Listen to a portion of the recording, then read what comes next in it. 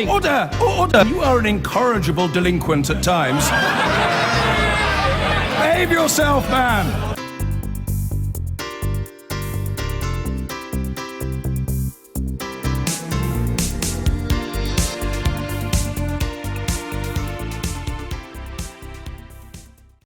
So, a new timetable has been released for the long-awaited inquiry into the Iraq War, predicting it'll be made public by June or July next year. Our deputy political correspondent, Chris Mason, joins me now. So, Chris, so we know we don't yet really have a date, but we now have a rough idea. We could say the summer of next year. Yeah, we've got a smidgen of information, which, given that up until this morning we had no information at all, it counts as news in this whole process. There's been intense frustration about the delay in the publication of this report. It was originally set up, the whole inquiry, when Gordon Brown was Prime Minister in 2009. It heard its last public evidence in February of 2011, and yet we are still waiting. What we now know is that, yes, we have something approaching a timetable, if not a specific date. A letter sent by Sir John Chilcot, the inquiry chairman, to the Prime Minister yesterday and published this morning, saying he will be finished by the middle of April. It will then go to the security services. They'll check over to ensure that there aren't any inadvertent breaches of national security in the published document, which will run to more than 2 million words. And the expectation is that it'll finally be published in June or July of next year. So there's a kind of a 9-week window in which we expect it will now be published.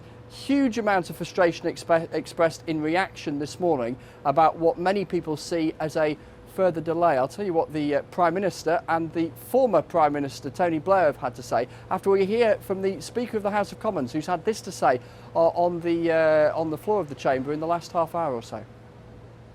And I think it is important, on behalf of the House, whether it concerns or perturbs him or not, that Sir John should be aware that there is a very real sense of anger and frustration across the whole House at what seems a substantial disservice that has been done. And that anger also reflected by some of the families of the British servicemen and women who were killed in Iraq, and by the current Prime Minister and by Tony Blair. David Cameron, in his reply to Sir John Chilcot's letter, saying that he is still frustrated that it is on this existing timetable counting down to next summer. He's willing to provide more support in terms of staff from Whitehall if that would help speed the process up. Tony Blair also responding in a statement on his website this morning, saying that he and other contributors to the inquiry are not to blame as a result of this so-called Maxwellisation process, where contributors were given draft copies of the report where they were criticised, offering them the opportunity to respond to that. Tony Blair saying it is not right to blame that for the delay. He says he only found out in January of this year the contents of that draft report, and he had replied by the summer. So effectively he's saying, look, there are other reasons why this has taken so long, and they're not all down to me. OK, Chris, thank you very much for that. We're joined now by the Daily Mail's Peter Oborne, who's got a documentary on Radio 4 tonight. You've done your own sort of reduced Chilcot in rapid time. It's at 8 p.m. tonight. The report, I went to the BBC. I said, clearly, dithering Sir John Chilcot is over 5 years late. Most of the evidence is made to the public. We can go through their testimony to Chilcot. We called some of our own witnesses, had an amazing interview with Hans Blix, and we were able to answer the questions very clearly. And do you get the impression that we now know the date-ish, because you get a feeling that a gun was put to Chilcot's head? Absolutely, I think so. There was a report a few weeks ago that it was going to be delayed till 2017. Basically, it was being said, it was reported in the Sunday Times that the whole thing, they made errors in the report. They hadn't understood how the military worked, and so poor old Sir John Chilcot, who's getting on now, is well into his 70s, and one of the panels died while all this has been going on. Some of the people who lost their sons and daughters in Iraq have died as well. 179 British soldiers and hundreds of thousands of Iraqi deaths. But also their parents have died. They've been waiting for this and they've died. Oh gosh, yes, absolutely. That's a very important point. To their graves never knowing why their children had been sent to war. It's an outrage, actually, because it was the last British soldier left Basra left Iraq in 2007. This report's going to be 9 years late. Sir John Chilcot said it was going to appear in 2011 at some stage. It's going to be 6 years after he said it was going to appear. Amazing, this statement from Blair, by the way. He said he got the report on him in January, and it took till the summer. Blair sat on it for 6 months. He's saying isn't the problem. He's a major problem. 6 months he sat on it. But hasn't the problem been with this maximalisation process is that whereas lawyers were not involved in the original inquiry, they were not sitting beside Mr. Blair or Mr. Hoon or whoever was giving evidence, lawyers have become involved in this maximalisation process, and they have put their tuppence worth in, and that's slowed the whole thing down. No, Chilcot shouldn't have allowed that. He should have said to all of the people who were criticised, these are the criticisms, you've got a couple of weeks. To give a contrary view, if you want. But actually, we're going to go ahead anyway. He shouldn't have got involved. Before then, he allowed himself to be distracted by Downing Street, which got in the way of that, the crucial letters, the crucial missives between Bush and Blair. He just should have said, we're going to publish those anyway. If Downing Street wants to censor it, it's a matter for them. He's been a dithering Whitehall administrator. John Chilcot. John Chilcot is really... Has he been out of his depth? Absolutely. Well, let's look at the people on the panel. So John Chilcot, deeply embedded in the establishment.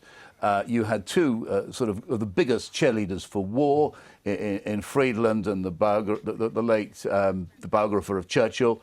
You had one person who was completely clueless, Baroness Pritchard, just really didn't know what she was way out of her depth. She didn't know what she was doing. She's a very experienced person. She was clueless. I mean, you just look at some of her questions. She's way out of her depth. And the one person who made a little bit of sense was Rod Lyne, the former British ambassador to Moscow. And so it's a very low-grade panel. And it looks to me... Okay, yeah. But let me ask you this. You've always had strong views on the Iraq War. You were opposed to it. You've done lots since against it.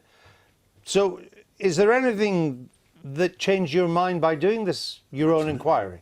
What was extraordinary going into it was the weight of the testimony that Blair misrepresented to Parliament. I had a long conversation with Hans Blix, who'll be shown tonight, in which he told me. Actually, it wasn't just the dossier of the famous, notorious dossier now of September 2002, but also in that famous last speech that Blair made to Parliament, he misrepresented what Blix had been saying. Crucially misrepresented. He gave completely the wrong impression of what the weapons inspectors were up to and what they'd found. He turned, and then I had an amazing conversation with Sir Stephen Wall, the Prime Minister's European private secretary, in which he described how he witnessed Tony Blair and Alistair Campbell telling lies to the Sun to do with in order to set up President Chirac. And so what is very interesting is how the weight of testimony that the British people was misled, knowingly misled by the British Prime Minister of the day, and also the testimony that the war is illegal. All 27 Foreign Office legal advisors advised that the war was illegal. Okay. And so can I just say, I had just briefly, because we're running out of time. I said at the end of my long conversation with Hans Blix, I said, Dr. Blix, can I just summarise what you've just said to me? You are saying that the British Prime Minister misrepresented the facts about the war to the British people in order to sell an illegal war. And he said, I am a diplomat. I do not use such language, but essentially what you are saying is true. But he's not a lawyer.